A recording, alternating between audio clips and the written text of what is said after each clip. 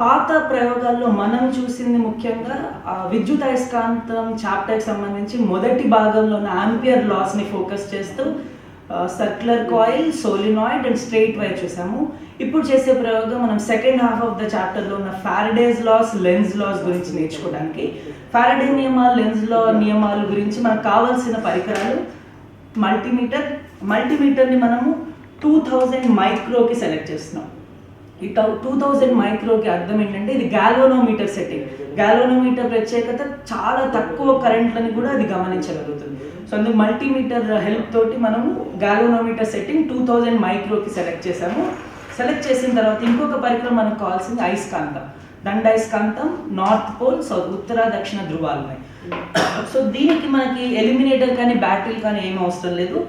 ఈ మల్టీమీటర్ తోటి మనం మెయిన్గా ఏదో ఒక కాయిల్ సెలెక్ట్ చేస్తారు. ఉన్న 4 నేను సెలెక్ట్ చేస్తున్న కాయిల్ అన్నిట్లో తక్కువ వైశాల్యం అండ్ కాయిల్స్ ఎక్కువ 40 లూప్స్ ఉన్నది. ఎందుకంటే ఎన్ని లూప్స్ ఉంటే అంత ఎక్కువ కరెంట్ ప్రొడ్యూస్ అవుతుంది. సో దీంతో మనం ఏం చేయబోతున్నాం అంటే ఈ గాల్వనోమీటర్ ఒక ఎండ్ని లగ్స్ ఉన్న ఎండ్ వైపు పెడుతున్నాము. రెండో వైపు లగ్ ఎక్కడ ఉంటే ఆ లగ్స్ దగ్గరే మీరు కనెక్షన్ ఇవ్వాల్సి వస్తుంది. అలా కనెక్షన్ ఇచ్చిన తర్వాత మీరు రీడింగ్ చూస్తే 0 అనే రీడింగ్ వస్తుంది. 0 అని ఎందుకు వస్తుందంటే ఎలాంటి విద్యుత్ ఇక్కడ తయారవ్వలేదు. సో ఇప్పుడు ఒక అయస్కాంతం తీసుకుందాం. అయస్కాంతం మనకి ఇచ్చేది ఏంటంటే అయస్కాంత అభివాహం అనగా ఎన్ని బలరేఖలు ఉన్నాయి ఆ చుట్టుపక్కల ప్రదేశంలో అనేది.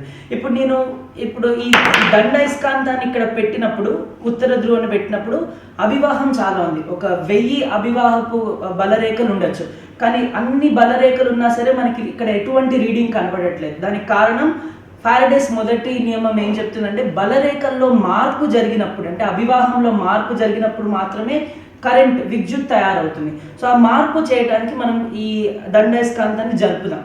బయటికి తీసుకొస్తున్నాను. ఇలా బయటికి తీసుకొచ్చినప్పుడు మీరు అబ్జర్వ్ చేస్తే రీడింగ్ అని బయటికి కానీ లోపలికి కానీ జరిపినప్పుడు మీకు కరెంట్ అనేది తయారవుతుందని చూడడానికి క్లియర్గా ఇక్కడ రీడింగ్ కనిపిస్తుంది. ప్రస్తుతానికి మ్యాక్సిమం కరెంట్ నేను చూడగలిగింది అరౌండ్ 4 మైక్రో ఆంపియర్స్ వరకు కనిపిస్తుంది. సో అది ఫారడేస్ మొదటి నియమం.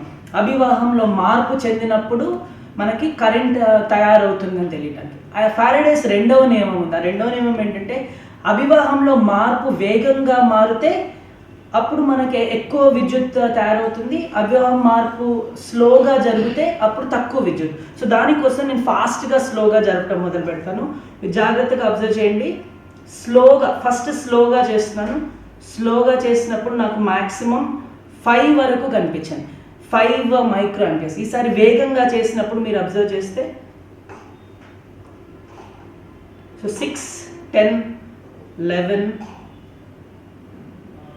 23. సో 23 మైక్రో ఆంపియర్స్ వరకు కూడా మనకు విద్యుత్ ప్రవహిస్తున్నట్లు కనబడుతుంది. సో దీంతో ఫారడే రెండవ నియమం అభివాహంలో మార్పు వేగంగా జరిగితే ఎక్కువ కరెంట్ తయారవుతుంది అనేది మనం ఇక్కడ తెలుసుకోవచ్చు.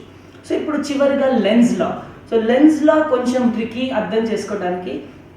ఎందుకంటే లెన్స్ లా ఏం చెప్తుందంటే అయస్కాంతం అభివాహపు మార్పు జరిగినప్పుడు విద్యుత్ దిశ కూడా మారుతుంది. ఎందుకంటే ఆ రెండు వ్యతిరేక దిశల్లో ఉండాలి కాబట్టి అభివాహంలో మార్పు, విద్యుత్ దిశ రెండు వ్యతిరేకంగా ఉండాలి కాబట్టి విద్యుత్ దిశ కంటిన్యూస్గా మారిపోతుంటుంది. సో దాన్ని అబ్జర్వ్ చేయడానికి ఫస్ట్ ఈ నార్త్ పోల్ని నేను బయటికి తీసుకొస్తున్నాను. బయటికి తీసుకొచ్చినప్పుడు నెగిటివ్ కనిపిస్తుంది. మీరు అబ్జర్వ్ చేసి మళ్ళీ ఒకసారి చేద్దాము. బయటికి తీసుకొచ్చినప్పుడు మీకు కరెంట్ తయారవుతుంది, కానీ అది నెగిటివ్, మైనస్ సింబల్. మైనస్ అంటే విద్యుత్ దిశ ఒక విధంగా క్లాక్ వైజ్ అని అనుకుంటే, ఒకవేళ లోపలికి తీసుకొచ్చినప్పుడు పాజిటివ్ అంటే యాంటీ క్లాక్ వైజ్.